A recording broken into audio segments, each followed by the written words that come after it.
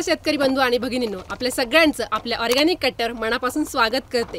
मंडळी, आज जर आपण वेगळ्या विषयावर बोलणार आहोत।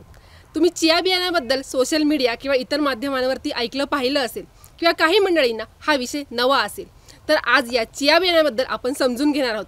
आपल्या ऑर्गॅनिक कट्ट्यावर जसं आपण कांद्याचं जे काही सेंद्रिय पद्धतीने उत्पादन भागांमध्ये बघितलं, तसंच आपण चिया शेती देखील पार्ट्समध्ये बघणार आहोत। तर पहिल्या भागामध्ये हे चिया बियाणं नेमकं काय आहे, त्याचे फायदे काय आहेत, त्याचं सेवन कसं करायचं, या चिया बियाण्याची शेती करत असताना त्याच्यासाठी हवामान कसं लागतं, त्यानंतर शेतजमीन कशी लागते, हे आपण पहिल्या भागामध्ये बघणार आहोत। तर मंडळी, चिया हा शब्द लॅटिन आहे आणि याचा अर्थ ऊर्जा आणि शक्ती असा होतो। तर चिया बियाण्याचा जो काही उगम आहे तो साल्विया हिस्पॅनिका नावाच्या वनस्पतीच्या खाद्य बियाणांद्वारे झालेला आहे।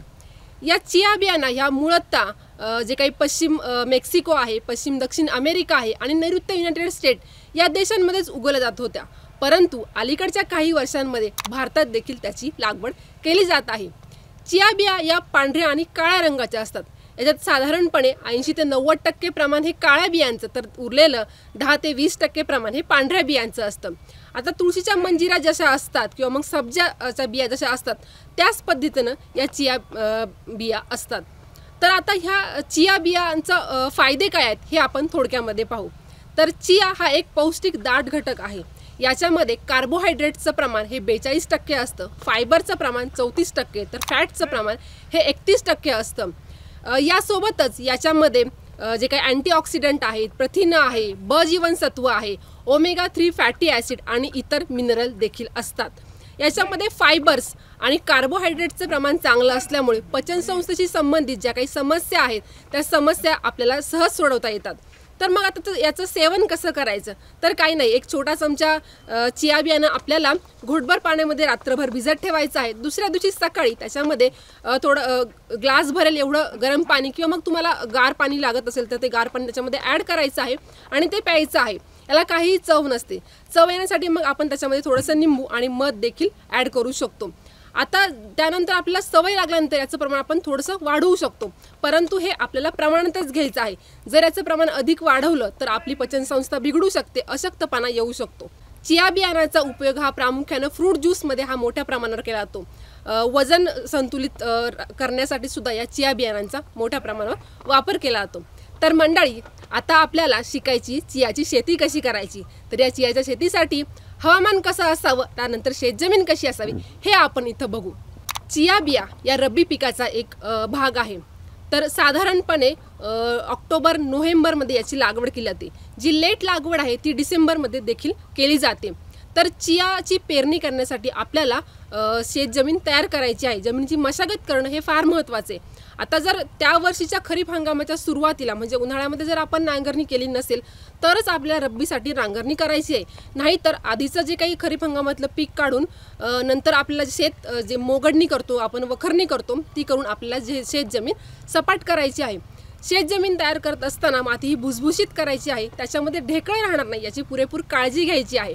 कारण जर ढेकळं राहिली तर ह्या चिया बिया अतिशय लहान असतात, अतिशय नाजूक असतात। तर ह्या चिया बिया या ढेकळाखाली जर आल्या त्याच्या उगवण क्षमतेवरती आपल्याला परिणाम झालेला दिसतो। तर आता चिया बियाणाची शेती करायची आपल्याला, त्यासाठी लागणारं हवामान आणि शेतजमीन कशी असावी हे आपण बघणार आहोत। तर चिया हा रब्बी पिकांचा एक भाग आहे। तर चियाची शेती करण्यासाठी मध्य प्रदेश आणि राजस्थानमधील वातावरण हे अतिशय आल्हाददायक आहेत। त्यासोबतच भारतातील इतर राज्यांमध्ये देखील याची शेती केली जाते। तर चियाच्या वाढीसाठी आपल्याला एक मध्यम तापमान आवश्यक असतं। दिवसाचं मध्यम तापमान हे जास्त चांगलं असतं। दिवसाचं मध्यम तापमान म्हणजे सरासरी 25 ते 35 डिग्री सेल्सिअसच्या दरम्यान हे तापमान असायला पाहिजे। थंड हवामान आणि डोंगराळ भाग वगळता इतर सर्व ठिकाणी आपल्याला या चियाची शेती करता येते। तर मंडळी, हवामान पाहिल्यानंतर या चियासाठी शेतजमीन कशी असावी हे आता आपण बघणार आहोत। तर चियासाठी आपल्याला चांगली कसदार जमीन निवडायची आहे, परंतु चिया शेतीमध्ये काम करणाऱ्या काही तज्ज्ञांच्या मते जी काही लाल तपकिरी माती आहे याच्यामध्ये या चिया बियाण्याचं उत्पादन चांगलं येतं।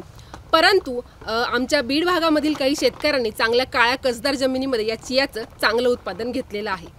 तर आपण जर एकदम हलकी जमीन जर या चियासाठी जर निवडली तर त्या बिया या तांबूस तपकिरी रंगाचे येतात आणि वजनाने हलक्या देखील येतात।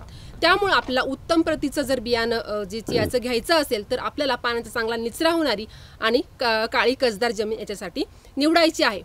तर आपण ज्यावेळेस पेरणी करणार आहोत तर पेरणी करण्याच्या अगोदर आपल्याला शेताची नांगरणी करायची आहे। आता जर त्या वर्षीमध्ये आपण जर खरीप हंगामाच्या अगोदर उन्हाळ्यामध्ये जी नांगरणी करतो ती जर केलेली नसेल तरच आपल्याला रब्बी हंगामामध्ये ही नांगरणी करायची आहे। जर आधी केलेली असेल तर गरज पडणार नाही। मग साधारण आपण जी काही वखरणी करतो, वखरणी मोगडणी करून आपल्याला शेत हे सपाट करून घ्यायचं आहे। जमीन ही पूर्णपणे भुसभुशीत करून घ्यायची आहे। त्याच्यामध्ये मोठी ढेकळं राहणार नाही याची पूर्णपणे काळजी घ्यायची आहे। कारण जर मोठी ढेकळं राहिली तर हे चियाचं जे काही बियाणं आहे त्या ढेकळाखाली येतं आणि ढेकळाखाली आल्यामुळे त्याचा उगवण क्षमतेवरती परिणाम दिसतो। त्याच्यामुळे आपल्याला ह्या जमिनीची मशागत करून घेणं हे अतिशय महत्त्वाचं आहे।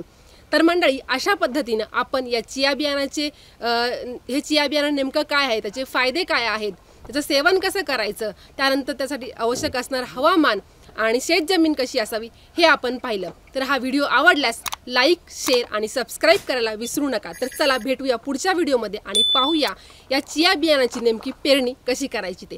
तोपर्यंत धन्यवाद।